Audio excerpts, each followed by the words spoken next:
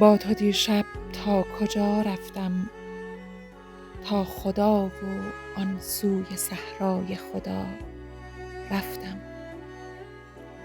من نمی گویم ملایک بال در بالم شنا کردند، من نمی گویم که باران طلا آمد با تو، لیک ای عطر سبز سایه پرورده، ای پری که باد می بردت از چمنزار حریر پرگل پرده تا حریم سایه های سبز، تا بهار سبزه های عطر، تا دیاری که غریبی هاش می آمد به چشمم آشنا رفتم.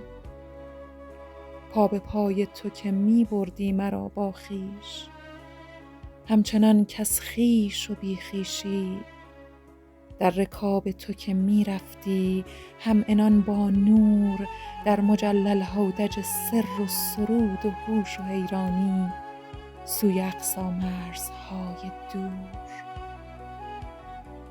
تو غسیل اسب بی آرام من، تو چتر طاووس نر مستم، تو گرامی تر تعلق زمردین زنجیر زهر مهربان من.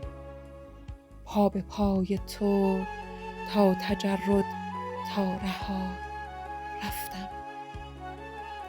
غرفه های خاطرم پرچشمک نور و نوازش ها، موج ساران زیر پایم رام تر پل بود. شکرها بود و شکایتها، رازها بود و تأمل بود. با همه سنگینی بودن و سبکبالی بخشودن، تا ترازویی که یکسان بود در آفاق عدل او، عزت و عزل و عزا رفتم.